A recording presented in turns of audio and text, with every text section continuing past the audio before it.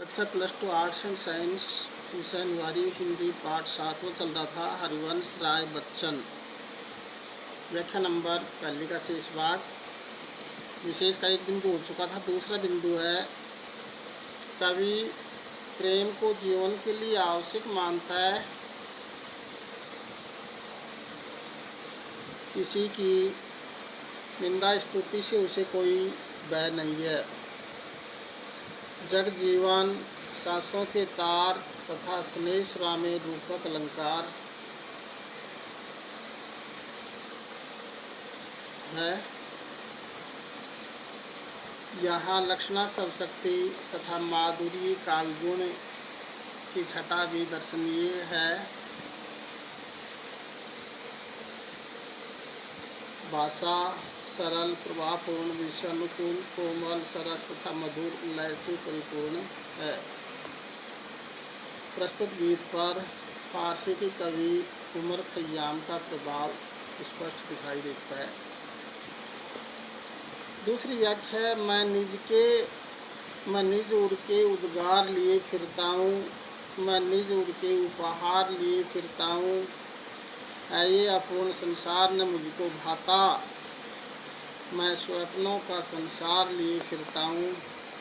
मैं जला हृदय में अग्निदाह करता हूँ, सुख दुख दोनों में मगन रहा करता हूँ।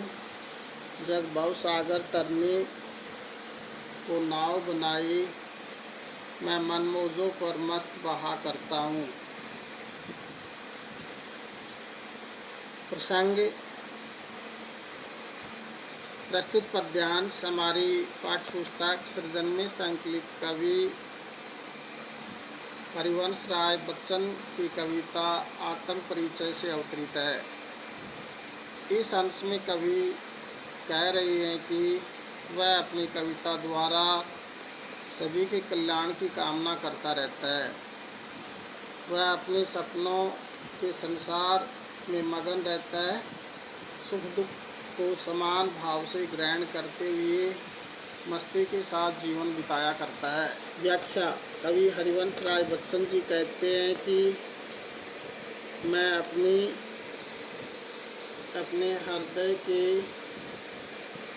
भावों को अपनी कविता द्वारा व्यक्त करता रहता हूँ। मेरी कविता में सारे संसार की कल्याण भावना निहित रहती है।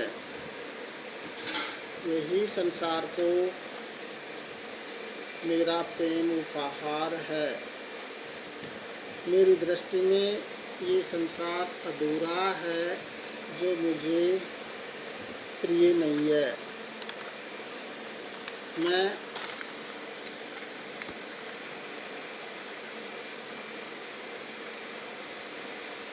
अपने सपनों के संसार में मगन रहता हूँ, जहाँ पर कोई चिंता और अभाव नहीं है। यद्यपि संसार के अभाव, कष्ट, दुख और दर्द उसके मन को निरंतर जलाते रहते हैं, परंतु इसके लिए सुख दुख दोनों समान हैं। लोग इस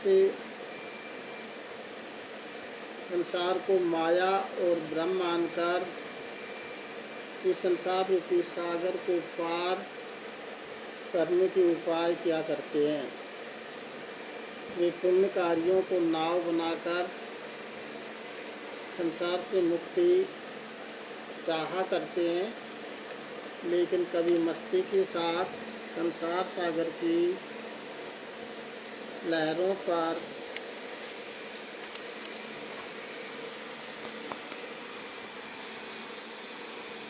बहता रहता है।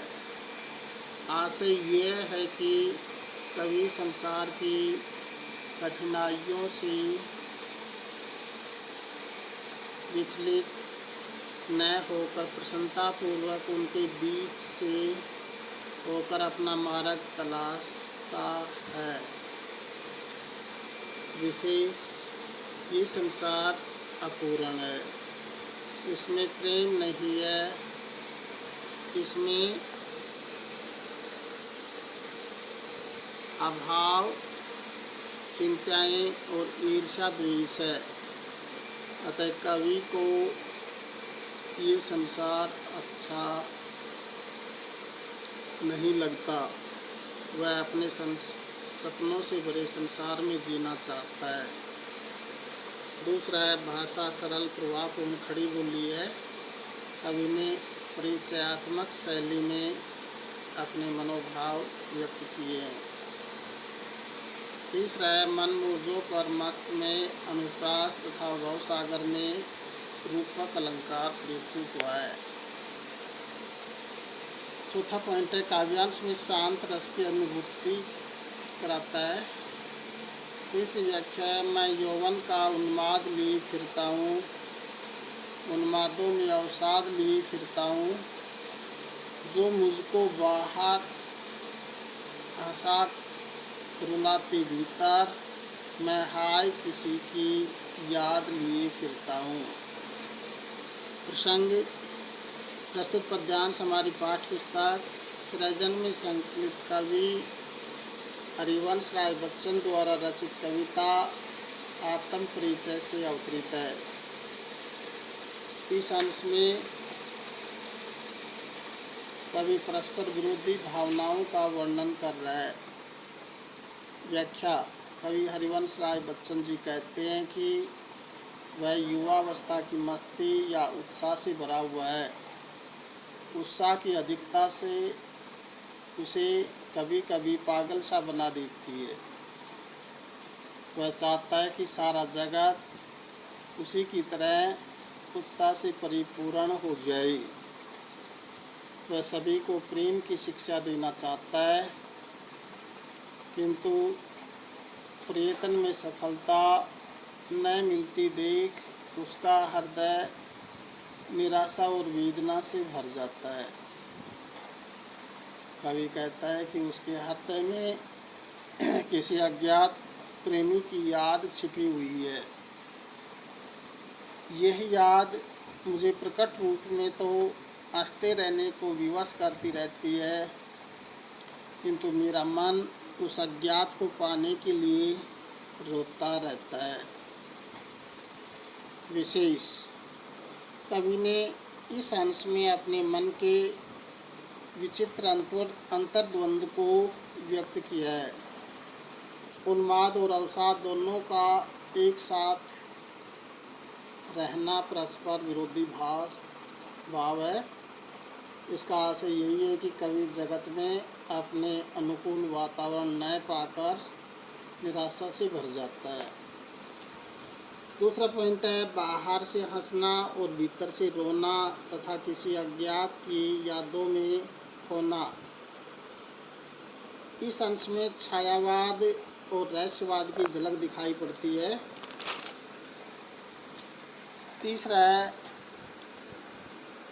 भाषा सरल, परिमार्जित, अनुकूल और प्रवाहपूर्ण है। और चौथा पॉइंट है शैली परिचयात्मक तथा भावुकता से भीगी हुई है।